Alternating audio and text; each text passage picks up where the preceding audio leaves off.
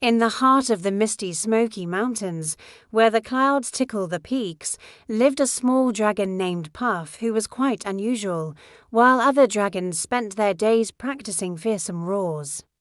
Puff preferred chasing bright blue butterflies through sun-drenched meadows filled with wild flowers. But today was no ordinary day. It was the annual fire-breathing exam at the Dragon Academy, held deep inside the ancient, glowing crystal cavern, Elder Drake. A magnificent red dragon with scales like polished rubies stood before the students, his yellow eyes gleaming with serious expectation. "Listen well, hatchlings," Drake boomed. "To be a dragon is to master the flame. Show me the fire that burns within your hearts." One by one, the students stepped forward. A fierce red dragonling unleashed a massive plume of orange fire that lit up the entire ceiling. The cavern roared with heat and light. Puff watched nervously, his tiny wings trembling as his turn approached. He took a very deep breath. Puff stepped to the center, puffed out his chest, squeezed his eyes shut, and gave it everything he had. He pushed and he pushed. But instead of a roar and a flame, a soft pop sound echoed. A single, shimmering, purple bubble floated gently out of his mouth. The academy fell silent, then erupted in laughter. Puff's lime-green scales turned a shade of embarrassed pink as the bubble drifted toward Elder Drake. Heartbroken, Puff ran away from the cavern and didn't stop until he reached the lonely peak, where the moon was the only witness to his tears. Suddenly, a shadow fell over him. It was Elder Drake. He didn't look angry, he looked curious, his scales shimmering in the soft moonlight.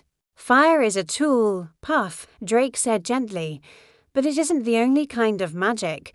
A dragon's true power is finding his own unique spark."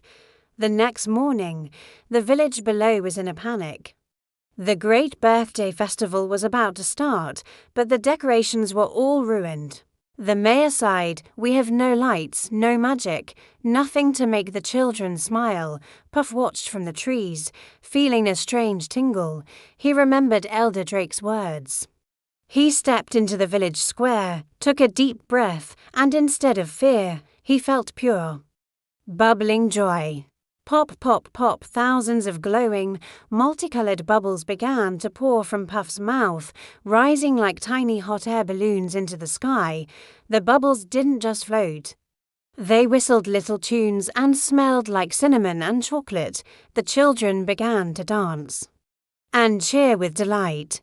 From the mountainside, the other dragons watched in awe. They realized that fire could cook a meal, but Puff's bubbles could spark a soul.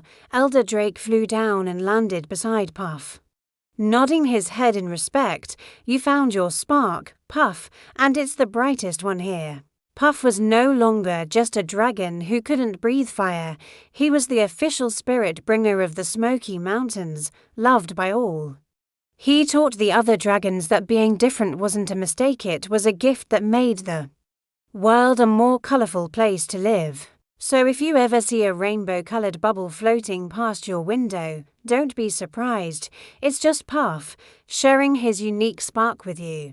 Remember, little one, you don't have to be like everyone else to be special. You just have to be you. Sleep tight and dream big.